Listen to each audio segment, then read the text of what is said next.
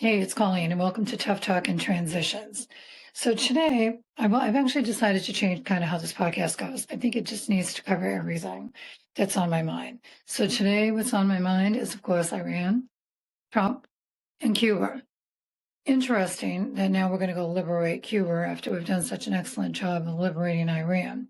But I'm kind of like wondering who the hell is going to liberate us here in the United States from the tyranny that is the Trump administration, as they move through Project 2025, taking everything away from all of us. So I'm kind of wondering, like, where do we go here? You know, it's so nice to know that Lindsey Graham is manipulating foreign policy.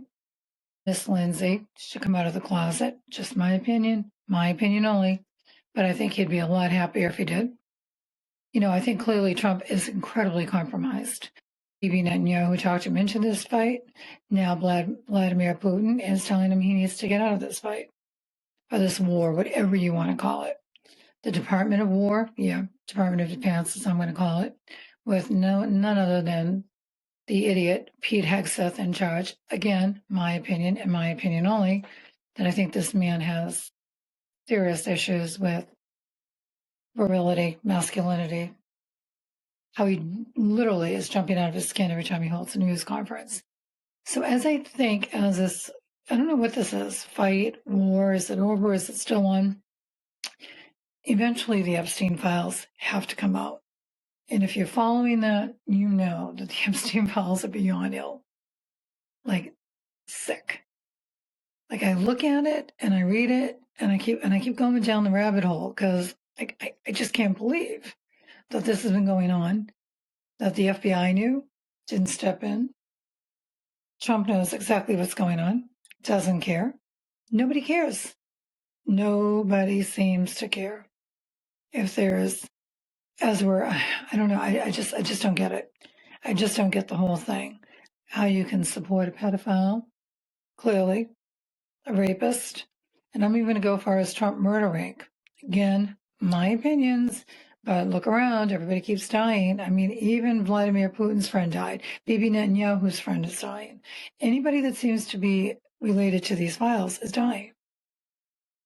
So look at what is going on here. How can you be okay with this? How can you say, yeah, I'm good? Yeah, it's okay.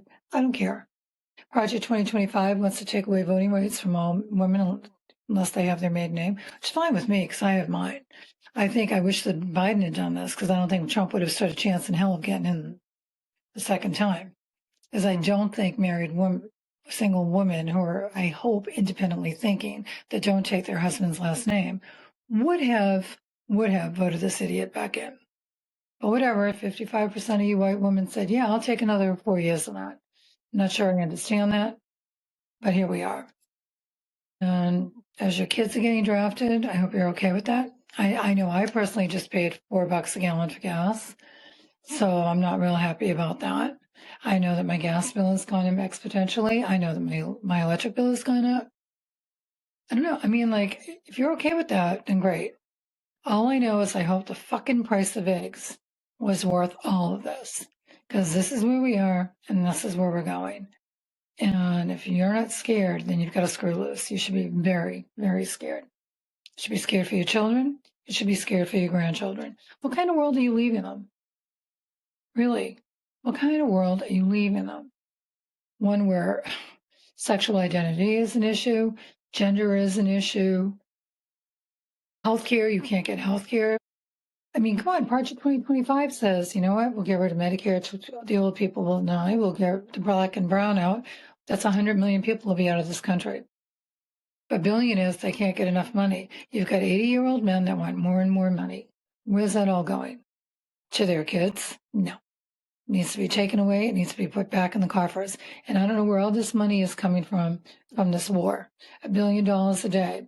Okay, so now you've given your tax credits to your billionaires, your corporations. So who's paying it? So, I mean, those of us that are going to work every day, paying our taxes, trying to make a living, I mean, that's who's going to pay for this war.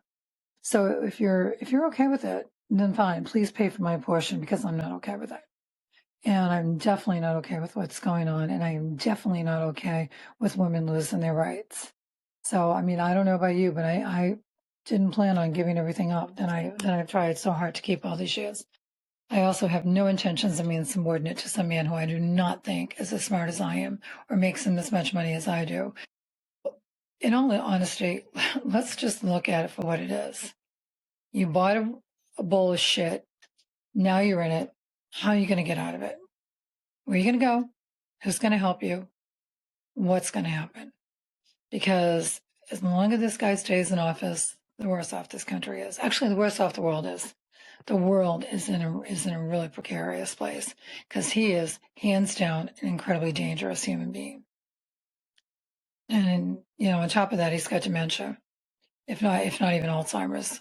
And they are different, but I mean they present pretty much the same.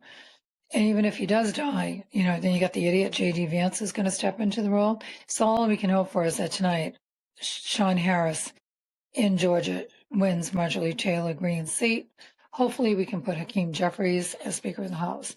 Now I know people are saying, oh, the Democrats aren't any better. Well, you know what? Actually, the Democrats gave you the right to vote, woman. The Democrats under Franklin D. Roosevelt gave you Social Security, gave you, Medicare, gave you workman's comp, gave you a lot of this stuff. Actually, all under the program of a female, a woman. So women of the world, you have got to step up. You've got to unite. You've got to save your kids. You've got to save this country because the men have fucked it into oblivion. So now we need to take it back. We need to take it back. We need to be strong. We need to be outspoken. And we need to stand together. So anyway, here we are on Tough Talk and Transitions. Everything on here is my opinion and my opinion only. Nobody's told me what to say. I'm a big girl. I can pull this all out of my ass on my own. So until next time, take care. Have a good night. Bye.